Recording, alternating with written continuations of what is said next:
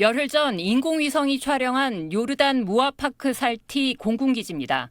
지난해 6월 미국의 이란 핵시설 공습 당시 투입된 F-15E 공격기가 최소 12대, 지상군 어모용 A-10C 썬더볼트 2 9대가 포착됐습니다.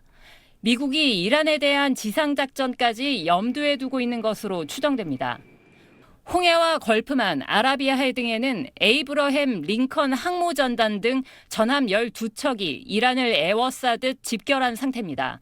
현지 시간 3일에는 미군 F-35 전투기가 이란 남부 해역에서 에이브러햄 링컨 항모에 접근하는 이란의 샤헤드 139 드론을 격추했습니다.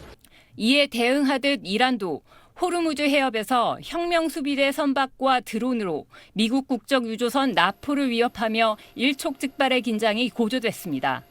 트럼프 대통령은 지난해 이란 공습작전을 상기시키며 이란 지도부에 경고장을 날렸습니다. They had a chance to do something a while ago and it didn't work out and we did Midnight Hammer.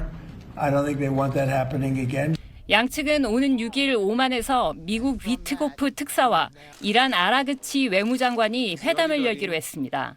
하지만 우라늄 농축 중단과 핵 포기, 미사일 사거리 제한까지 요구하는 미국에 이란은 핵 문제만 협상 대상이라고 선을 긋고 있습니다. بنابراین بحث فقط و فقط با آمریکاست. بحث فقط و فقط با موضوع هسته‌ای است. 이번 고위급 회담이 무의에 그칠 경우 이란을 둘러싼 긴장은 예측 불허의 상황으로 전개될 수도 있습니다. SBS 유덕기입니다. 베네수엘라 때보다 더 큰 규모의 함대가 이란으로 가고 있다. 트럼프 미 대통령의 경고에 이어 헤그세스 전쟁부 장관이 군사적 타격 준비 완료를 공언했습니다. They should not pursue nuclear capabilities. We will be prepared to deliver whatever this president expects of the War Department. 미 항공모함 에이브러햄 링컨호 등 군함 10척이 이란 주변에 배치됐는데 호르무즈 해협에 구축함 2척, 페르시아만의 전투함 3척, 북아라비아해의 항공모함 타격담 등 바다에서 이란을 포위하고 있는 형태입니다. 트럼프 대통령이 이란을 겨냥해 공격 수위를 높인 군사적 선택지를 놓고 검토 중이라는 미국 언론들 보도도 잇따랐습니다. 미 특공대를 투입해 이란 핵시설을 파괴하거나 지도부 관련 목표물을 타격하는 방안 등입니다. 이란도 전쟁을 피하지 않겠다는 각오입니다. 공격받을 시 보복을 감행할 드론 1,000대를 전방에 배치했고 혁명수비대가 2월 1일부터 이틀간 호르무즈 해협에서 실사격 훈련에 들어간다고 밝혔습니다. 미국은 이란의 우라늄 농축 프로그램의 영구 종식과 탄도미사일 사거리 제한 등을 요구하는 것으로 알려졌는데 이란은 이 요구에 맞추느니 전쟁을 선택하려 한다는 이란 외교 소식통의 발언이 나왔습니다. حتما اون هزاران نفر سربازی که از آمریکا هزاران کیلومتر رو طی میکنند و در اینجا میان اینها حتما آسیب خواهند دید. این چیز خوبی نیست. 전쟁 위험 고조에 이란 내 개혁파 지도자들이 최고 지도자 하메네이의 하야를 주장했다는 외신 보도도 나왔습니다. 또 튀르키예는 미국과 이란, 튀르키예 3국 정상회담으로 타협점을 찾자며 중재에 나섰습니다. SBS 조재행입니다. 이란의 반정부 시위 유혈 사태에 대한 중국의 입장은 명확합니다. 我们一贯反对干涉别国内政，反对在国际关系中使用或威胁使用武力。 미국의 개입으로 하메네이 정권이 몰락하는 건 원치 않는다는 속내가 담겨 있습니다. 관영 매체들은 미국이 이란 석유를 노리고 있다는 이란 현지의 반응도 강조해 전하고 있습니다. 美国觊觎伊朗的石油资源，并为了自身利益在地区内制造动荡。 중국에 있어 이란은 주요 원유 공급망입니다. 미국의 제재를 받는 이란산 원유의 80% 이상을 싼 값에 사왔습니다. 중국 하루 원유 수입량 1,160만 배럴 중 이란산 원유 비중은 100만 배럴이 넘어 10%에 육박합니다. 러시아산에 이어 두 번째로 많은 양입니다.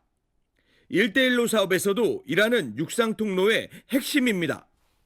중국과 카자흐스탄, 투르크메니스탄, 이란을 거쳐 유럽까지 연결하는 철도와 도로 운송로를 건설하고 있는데 이란 급변 사태가 생기면 이 구상 자체가 물거품이 될 수 있습니다.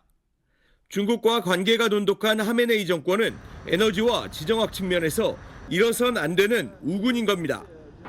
마두로 대통령 체포로 중남미 최대 원유 공급국인 베네수엘라에서 영향력을 잃은 데 이어 이란까지 넘어갈 경우 중국은 외교적으로도 심각한 타격을 입게 됩니다.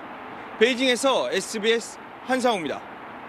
미국과 이란이 오만 수도 무스카트의 한 왕궁에서 핵 협상을 재개했습니다.